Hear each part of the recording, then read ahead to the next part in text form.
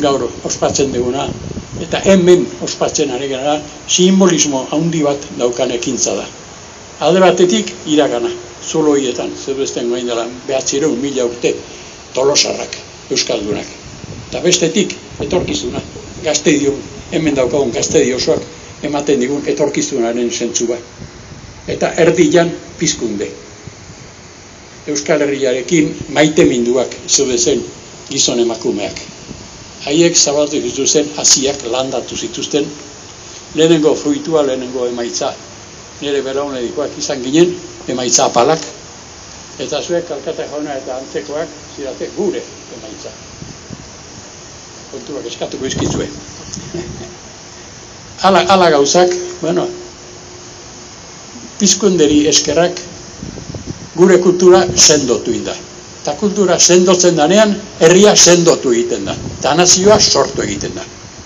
Gaur egun falta zaiguna nolabait. Da hori, nazio zentzua.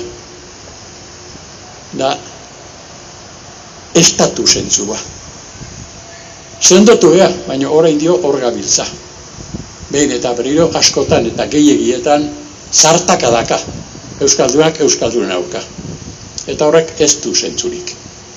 Ikusten pizkunderen simboloa dala pake simboloa, berpiste simboloa, goraldea joteko simboloa. Hor daukagu, atarian, abereguna. Eta abereguna ez da ekintza politiko bat. Abereguna da, omenaldi bat bezala, gure gizarte, herri, txiki eta tinkoari. Eta, esango, aitortuko den niri beti pena ematen ditela, egun hortan, gure instituzio publikoak ez dirala partaide izaten.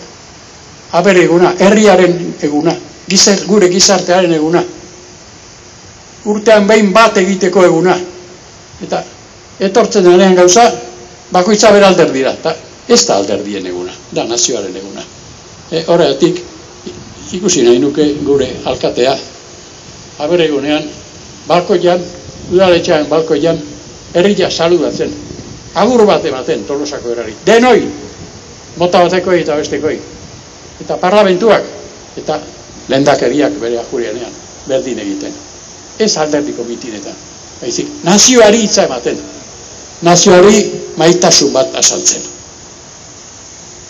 Bai, dudari gabe omenaldi hunkigarria eta, bueno, nik uste horrelako egintzak egin behar direla, ez? Azken batean, egindako lanaren aitortza da, ekitaldia oso polita izan da, bideoa ere aurkeztuko dute, urrian, eta egin denaren lanaren aitortza, eta azken batean aurrera begira egiteko, atzean egindakoa, besteek egindakoa, aitortza lan hori burutu behar da.